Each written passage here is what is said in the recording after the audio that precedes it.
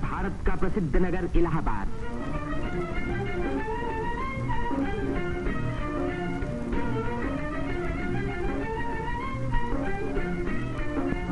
यहीं पहल उत्तर प्रदेश में एक विश्वविद्यालय की स्थापना हुई। इसी वजह से ये नगर उत्तर प्रदेश की शिक्षा और सभ्यता का केंद्र माना जाता है। पंडित मदन मोहन मालवीय, पंडित गोविंद वल्लभ पंत और अनेक प्रतिभाशाली व्यक्ति इसी विश्वविद्यालय की देन हैं, जिन पर आज देश को गर्व है। ये है हमारे प्रधानमंत्री पंडित जवाहरलाल नेहरू का निवास स्थान, आनंद भवन। भारतीय राजनीति का ये एक प्रमुख केंद्र रहा है। इस नगर को तीर्थराज प्रयाग भी कहते हैं। यहीं गंगा और जमुना का संगम है। इसी संगम में गुप्त सरस्वती नदी भी आकर मिलती है। इसीलिए इस स्थान को त्रिवेणी संगम कहा जाता है। त्रिवेणी बहुत पुराने जमाने से भारत का एक पवित्र स्थान माना जाता है। सृष्टि की रचना की शक्ति प्राप्त करने के लिए यहाँ ब्रह्मा ने यज्ञ और तपस्या की।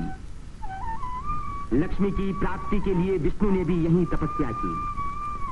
यहीं स्नान करके भगवान शंकर ने त्रिपुर राक्षस के वध करने की शक्ति प्राप्त की और यहाँ महात्मा बुद्ध ने संसार को सत्य का संदेश भी सुनाया।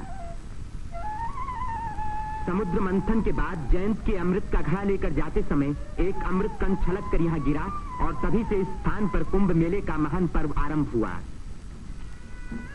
इस वर्ष भारत का सबसे बड़ा कुंभ मेला इसी स्थान पर हुआ। इस मेले में लगभग 1 करोड़ व्यक्ति त्रिवेणी में स्नान करने के लिए आए। सदियों की गुलामी के बाद स्वतंत्र भारत का ये पहला कुंभ मेला था। त्रिवेणी में स्नान करके तन, मन और आत्मा को शुद्ध करने के लिए ही यात्रियां आते हैं। योगी और सन्यासी, गरीब और अमीर सभी प्रकार के लोग यहाँ इकट्ठे होते हैं। कुंभ मेले के मौके पर देश के नर नारी एक दूसरे के धार्मिक विचारों से परिचित होते हैं। धार्मिक संस्थाएं योगी और सन्यासी यौगिक क्रियाओं को दिखाते हैं।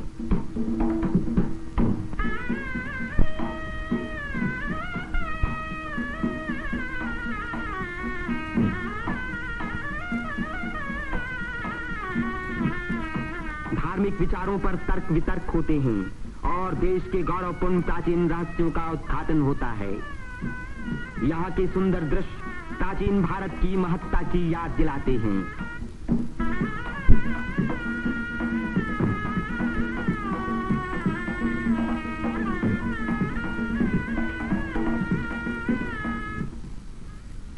मेले के धार्मिक रूप के अलावा उसके दूसरे दृश्यों में सुंदरता और स्वतंत्रता का रंग चमक रहा था। रंग बिरंगी चूड़ियां, देवी देवताओं की मनमोहिनी मूर्तियां,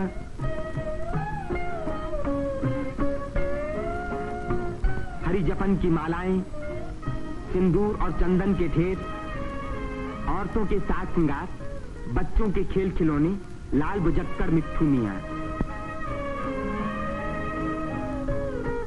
तीर्थ यात्रियों की सुविधा और सुरक्षा के लिए और स्वतंत्र भारत के इस महान पर्व को सफल बनाने के लिए उत्तर प्रदेश सरकार ने अपनी ओर से कोई कसर उठा न रखी। मेला शुरू होने के कई महीने पहले से ही सरकार की ओर से तैयारियां शुरू हो गई थीं। उबड़ खाबड़ जमीन को समतल बनाने के लिए बुलडोजर जैसी बड़ी बड़ी मशीनों से जमीन की सतह ठीक की गई।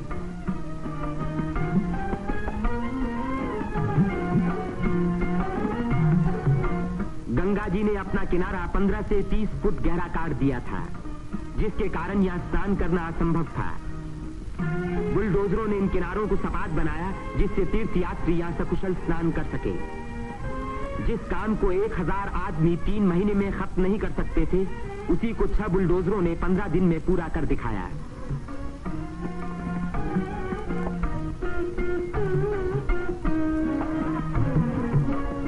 फौजी इंजीनियरों ने सड़कों पर बिछी रेलवे लाइनों के ऊपर पुल बनाने में बड़ी मदद की।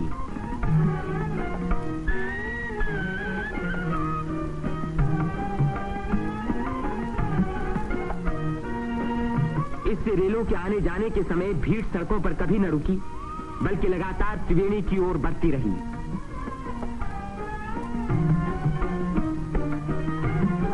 जगह की कमी के कारण ज्यादा लोगों के रहने का इंतजाम गंगा के पूर्वी तट पर झूसी की ओर किया गया।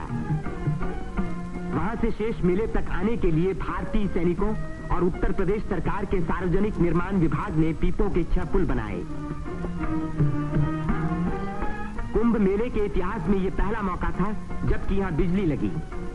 1000 बिजली के खंभे लगाए गए, जिनके लिए 160 मील से अधिक लंबी तार लाइन इस्तेमाल हुई। उत्तर प्रदेश के स्वास्थ्य विभाग ने यहां सफाई का बड़ा अच्छा बंदोबस्त किया। चारों तरफ मशीनों से लगभग 250 मन डीडीटी का भारी छिड़काव किया, जिसके कारण मेले में मच्छरों व मक्खियों का नामो निशान बाकी न रहा। मेले के आरंभ से ही सरकार ने हैजे के टीके लगवाने का प्रबंध किया। यात्रियों को सलाह दी गई कि वे मेला क्षेत्र में आने से पहले टीके लगवा लें। कदाचित इसी व्यवस्था के कारण मेले के मौके पर कोई भी रोग नहीं फैला। इतनी भारी भीड़ भाड़ के मौके पर आमतौर से दुर्घटनाएं हो जाया करती हैं।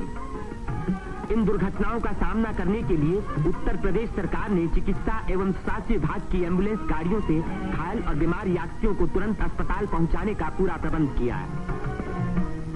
9 अस्थायी अस्पताल डेरों में खोले गए, जिनमें 228 रोगियों को रखने का इंतजाम था। गरीब रोगियों को खाना मुफ्त में दिया गया।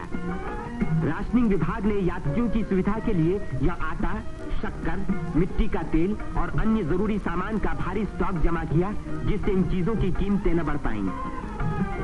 इसी प्रबंध के कारण हर व्यक्ति को सस्ते मूल्य पर अपनी इच्छा का खाना मिल सका।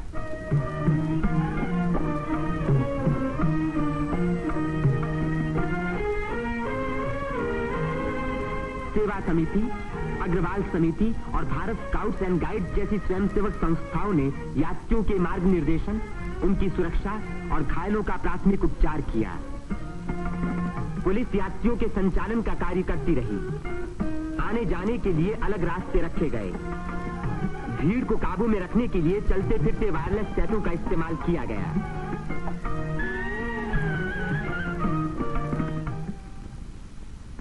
भूले भटके लोगों को खोज निकालने और उनको उनके घर वालों तक पहुंचाने का खास इंतजाम किया गया।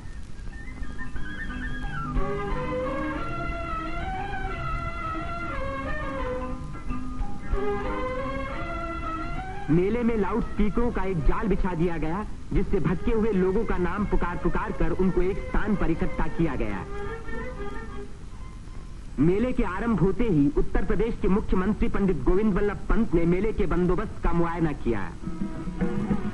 इस तीर्थ स्थान पर जमा हुए लाखों मेहमानों के सुख सुविधा की उन्हें बड़ी चिंता थी।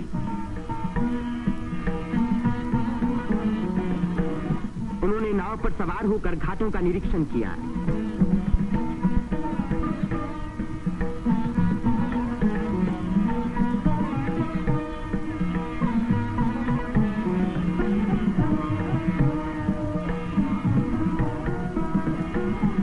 उन्होंने पीपे के पुलों को भी देखा।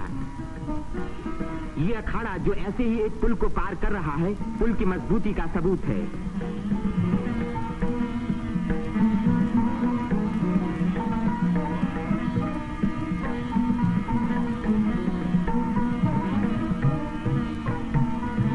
हमारे प्रधानमंत्री पंडित जवाहरलाल नेहरू ने भी मेले के इंतजाम का निरीक्षण किया। वे सड़कों पर घूमे और पुलों पर भी गए।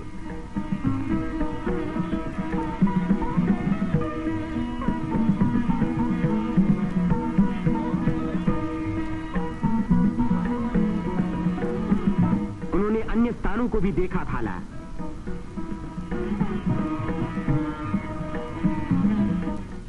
भारत के अन्य लाखों व्यक्तियों की भांति हमारे राष्ट्रपति श्री राजेंद्र प्रसाद ने भी त्रिवेणी में स्नान किया। इस दिन अपार जनसमूह यहां इकट्ठा था।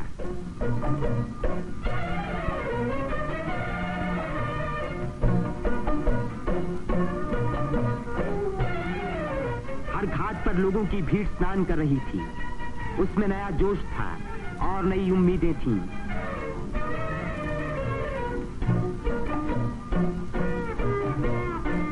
ये दृश्य जाहिर कर रहा था कि इस भीड़ की महान रचनात्मक शक्ति के कारण देश का भविष्य उज्जवल है। उसकी इसी शक्ति के कारण हमारी उन्नति के बड़े से बड़े कार्य अवश्य सफल होंगे।